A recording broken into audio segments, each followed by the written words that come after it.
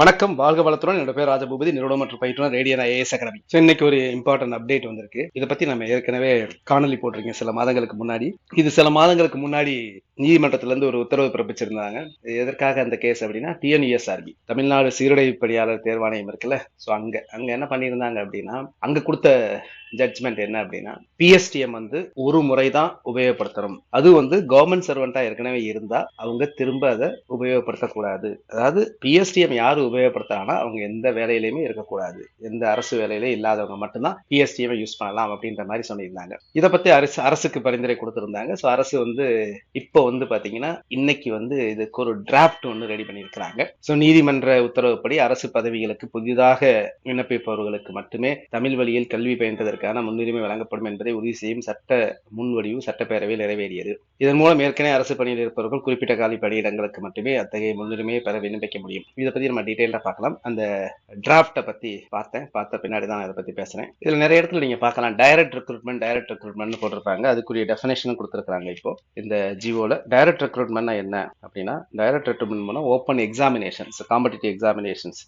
Group 1 group 2 இந்த மாதிரி எழுதி, டெக்னிக்கல் எக்ஸாமினேஷன்ஸ் இந்த மாதிரி எழுதி, இல்ல எம்ஆர்பி இல்ல டிஆர்பியில காம்படிட்டிவ் எக்ஸாமினேஷன்ஸ் எழுதி வேலைக்கு போறது, அல்லது இன்டர்வியூ வச்சு நடத்துவாங்க, இன்டர்வியூ கண்டக்ட் பண்ணி நடத்துவாங்கல்ல. ஸோ இது எல்லாமே பாத்தீங்கன்னா டைரக்ட் ரெக்ரூட்மெண்ட். இப்போ இன்டர்னலா டிரான்ஸ்ஃபர் பண்றாங்க தெரியுங்களா, ஒரு போஸ்ட்ல இருந்து அனதர் போஸ்ட்டுக்கு இன்டர்னலா டிரான்ஸ்ஃபர் பண்ணுவாங்க. அதெல்லாம் பாத்தீங்கன்னா போஸ்ட்ல, கவர்மெண்ட் போஸ்ட்ல வராது அப்படின்னு சொல்லியிருக்காங்க. அது டைரக்ட் ரெக்ரூட்மெண்ட்ல வராதுன்னு சொல்லியிருக்காங்க. ஸோ யாரு இப்போ கவர்மெண்ட் சர்வீஸ்ல இருக்கிறாங்க அப்படிங்கிற டெஃபினேஷனுக்கு இது பொருந்தும். இதுல ஒன்றும் பெரிய விஷயம் இல்லை, ஒன்றும் பயப்பட தேவையில்லை. பிஎஸ்டிஎம் ஏற்கனவே இருக்கிறவங்க அல்லது இதற்காக படிச்சவங்க ஒன்றும் பயப்பட தேவையில்லை. யாருங்க யூஸ் பண்ணக்கூடாது அப்படின்னா, PSTM they cannot apply under PSTM quota for the same level job. இப்போ நீங்க குரூப் 4 இருக்கீங்க, குரூப் 4லயே வேற அதே லெவல்ல வேற திரும்ப குரூப் 4 எழுதி பிஎஸ்டிஎம் அப்ளை பண்ண முடியுமா? முடியாது. ஆனா அதுக்கப்புறம் ஹையர் லெவல்ல, அது குரூப் 2 ஏவோ குரூப் 1 எந்த எக்ஸாம்ஸ்க்கும் நீங்க அப்ளை பண்ணலாம், பிஎஸ்டிஎம் யூஸ் பண்ணலாம். ஸோ நீங்க பயப்பட தேவையில்லை.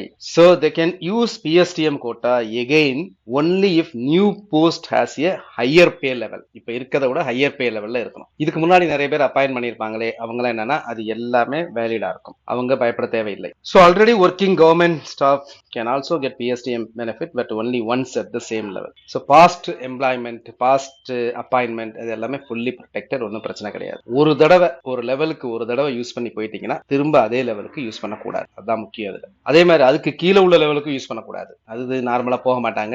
ஸோ பிஎஸ்டிஎம் திரும்ப யூஸ் பண்ணலாமா? Yes, applying for a job with higher pay, இதை விட ஹையர் லெவல் இருந்ததுன்னா யூஸ் பண்ணலாம். சேம் பே அல்லது அதை விட லோயர் பே இருந்தா நீங்க உங்க பிஎஸ்டிஎம் யூஸ் பண்ணக்கூடாது. அவ்வளவுதான். இதை பத்தி நான் டீடைல்டா ஜியோ உங்களுக்கு நெக்ஸ்ட் வீக் வரலாம். ஸோ நன்றி.